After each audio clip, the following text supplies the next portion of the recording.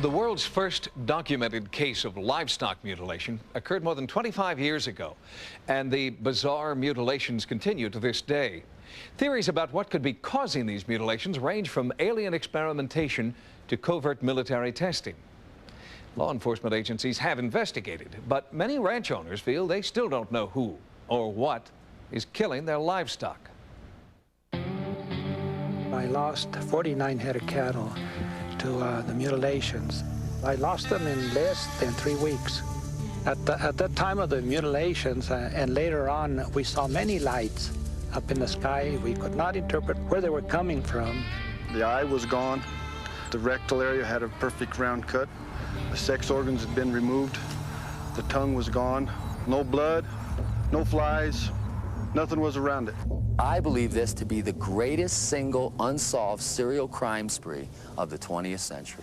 They come at night, mysterious craft piloted by an unseen crew.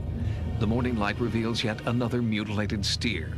It's happened hundreds of times over 3 decades. State investigators have come and gone. Natural predators, they insist.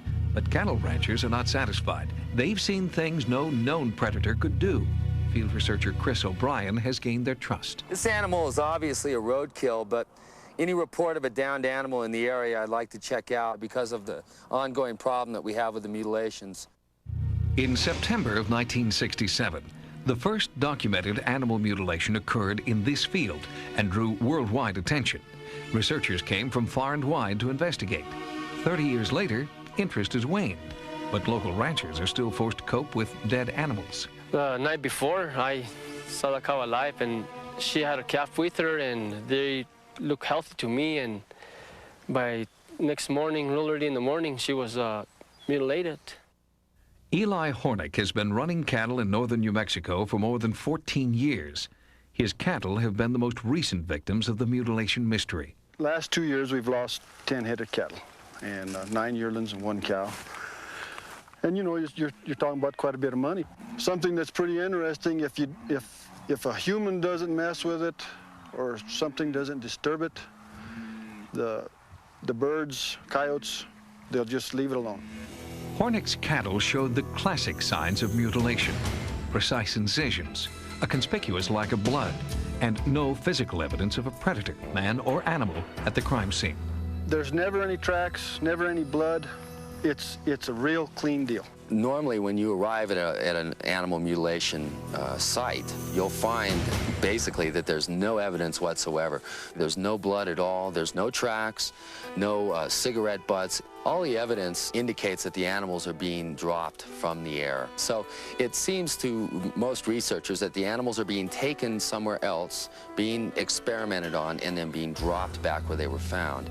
Livestock Inspector Jerry Valerio has investigated the mutilations, and they fit the pattern he's seen in dozens of other cases. The incisions are done real precise. Every incision that we've dealt with has been almost identical to every animal that has been mutilated.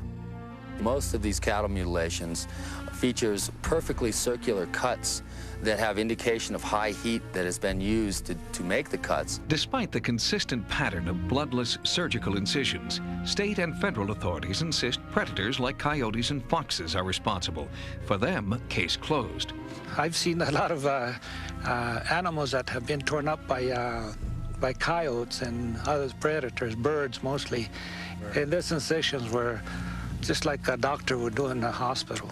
When you see an animal of this nature that's been mutilated, it's clean, no blood, it's not done by predators. Dr. John Altshuler is a pathologist who studied tissue samples from hundreds of cattle mutilations over the past 5 years. A predator, even with the accuracy of gnawing and biting, would have jagged borders. The fact that the tissue at the incisional areas is very firm and very hard and looks burned. And the microscopic evidence clearly indicates that heat has been applied, and predators, to my knowledge, cannot do that.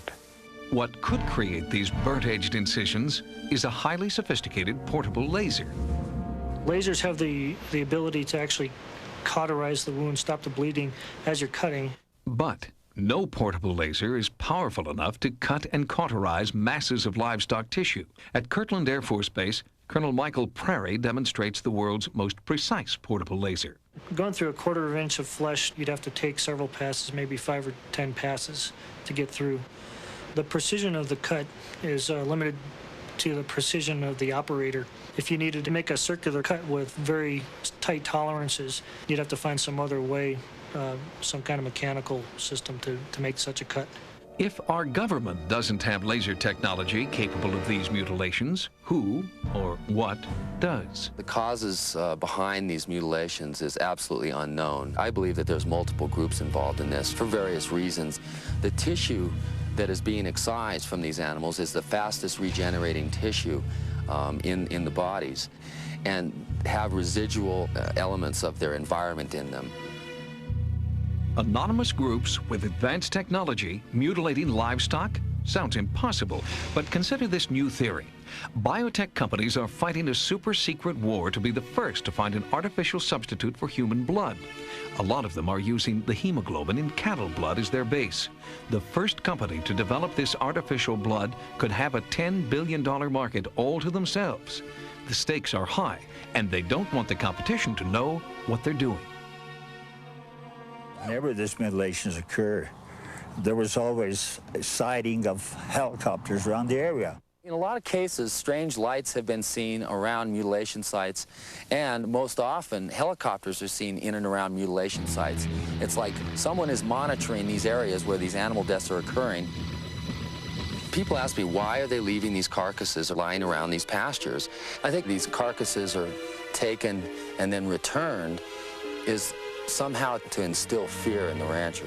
I am over my anger, but I'm still very confused, and I'm still scared as to what can happen in the future. There's somebody somewhere that knows what's doing this. You know, we need to get it out in the open and try to get it stopped.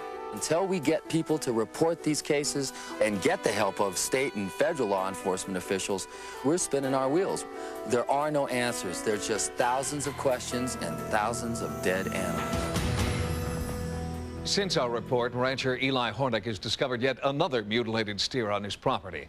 Like the livestock in our report, this animal appears to have died from laser-precise incisions and an enormous loss of blood. For Sightings, I'm Tim White.